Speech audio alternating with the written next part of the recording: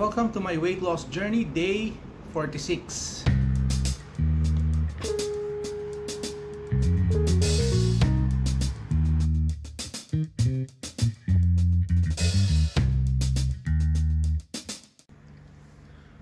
So ang ating first meal of the day, lettuce and ham.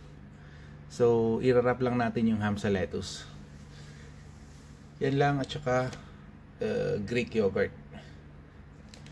So let's eat. So start na tayo ng ating daily ride. Time check, it's 4:30. Medyo hesitant ako mag-bike today kasi na-sprain yung tuhod ko yung pagkakabagsak ko kahapon.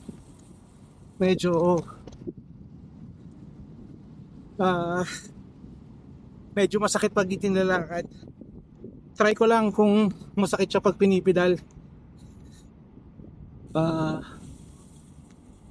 Hindi tayo masyadong tutik po.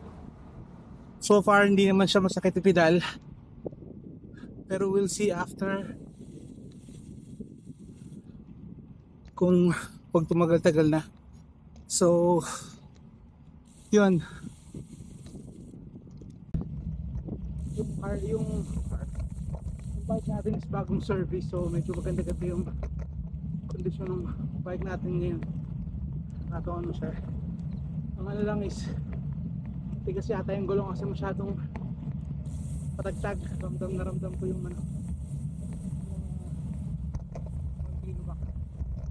well, anyway, start na tayo ng ating first round and we'll assess kasi medyo yung tuhod ko medyo may nararamdaman ako. Nag-lipad or support ako. Ewan ko if that will help. We'll see. Tingnan natin sa pag nakatapos tayo ng unang round if we will continue or we'll just stop for now. Yan, tapos na natin yung first round. So far okay naman, mukhang kakayanin naman ng 30 kilometers. Shoutout muna tayo. Shoutout sa mga subscribers natin. Maraming salamat po. Salamat sa mga bagong subscribers. Thank you and welcome sa inyo. Sa mga viewers natin na hindi pa nakasubscribe, please subscribe na po tayo. Special shoutout din pala sa mga classmates and schoolmates dyan sa St. James, and shoutout din kay Kuya Gilbert and kay Tox. Sila yung dyan sa Yasmina side, sa Yasmina Cycle dyan sa may Hudarayat. Dyan ako nagpa-service ng bike. So ramdam mo yung difference ng performance Kaya salamat sa inyo. So bike na ulit tayo. So ayan, natapos na natin yung ating pangalawang ikot. Papasok na tayo sa pangatlo. So far kaya naman, hindi naman ako nahirapan. Medyo may nararamdaman ako ng konti ng medyo yung likod ko medyo masakit.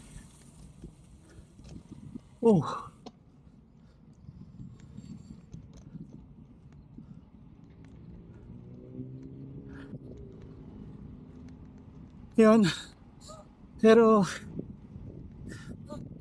yung sakit pa ng likod ko, because of my fall yesterday, or I don't know what happened. So yun na muna ulit. Yun na natin. Pangatlong ikot na ito. Papasok na tayo ng ating ika-apat na ikot. So So far, medyo ginanahan tayo ng konti doon kasi parang ang gaanong bike. So, medyo may improvement din yung ng konting-konti lang yung ating average speed. Dati, ano lang tayo, 20, between 19, 20, average speed natin.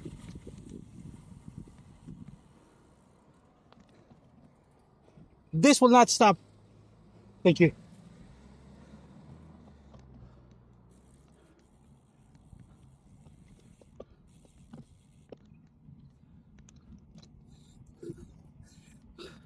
Yun, kung yung ngayon naka 22.2 ng average speed natin. So ayun, yun muna. Tingnan natin. So far, I've been biking for 42 minutes, 15 kilometers. So tingnan natin pagtapos nito kung ano kondisyon ng energy natin. So ito na. Tapos na natin yung pang-apat. Pasok na tayo ng pang-lima.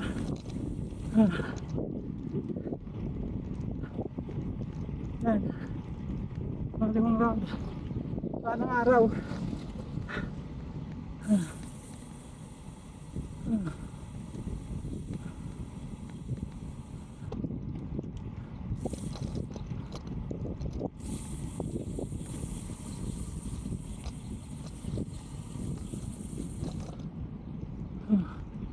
Yan, so ito, pasok tayo ng pang-lima. Okay naman. So far, we've been biking for 54 minutes and ano tayo, 20 kilometers na. So 10 more kilometers then uwi na tayo.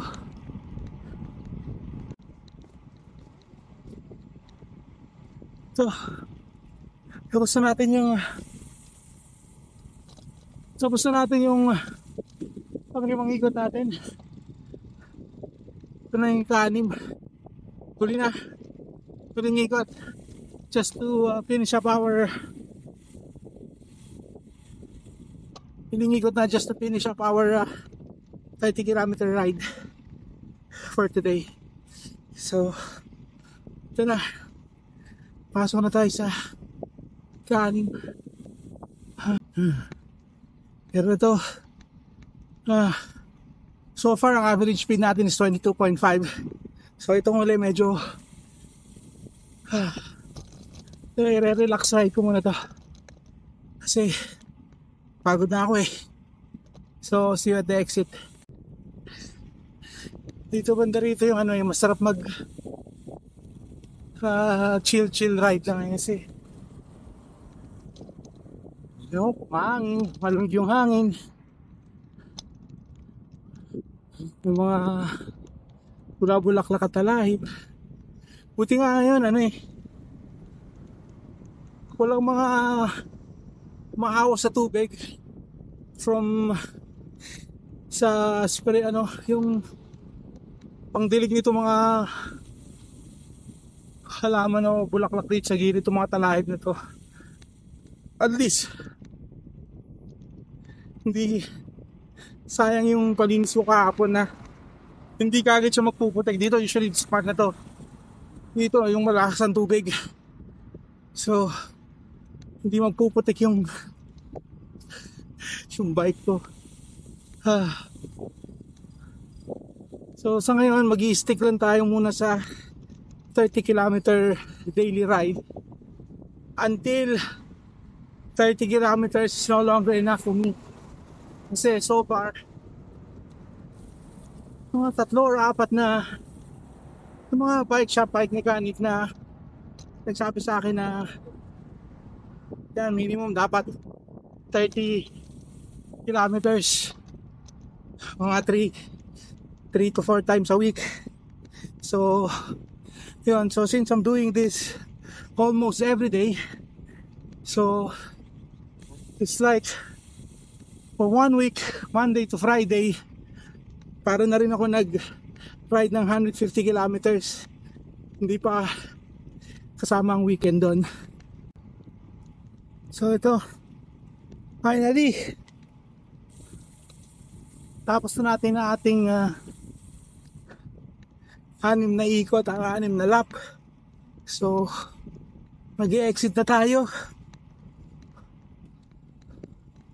Prepare na tayo ng dinner. So ito na yung exit natin. So talagang dapat talaga medyo labanan mo yung yung weak mind mo eh. Dapat manaig ang your strong mind. Kasi sa simula parang ayaw ko talaga magbike kasi sabi ko masakit ang tuhod ko, masakit ang this, masakit ang that. Although masakit naman talaga ang tuhod ko. Na-sprain siya itong left kasi pagkakabagsak ko kahapon para ako napasplit eh. Yun lang. So kailangan talaga paglabanan natin yung ating weak mind. Strong mind should always prevail. At saka salamat po sa inyong lahat, mga subscribers, mga viewers, mga sumusuporta sa ating fitness journey. So yan ang muna for today. So see you at home, Sep. Yes.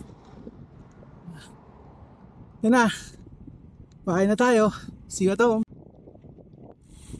So finally, home sweet home. Muntik na tayong abutin ng dilim. So thank you Lord for this safe ride. Bukas ulitin natin to. Hanggang bukas. So yan ang ating dinner for today, for this evening. Steak and salad. So steak lang yan at saka lettuce and cherry tomato. So let's eat. So now let's see how much weight did I lose today.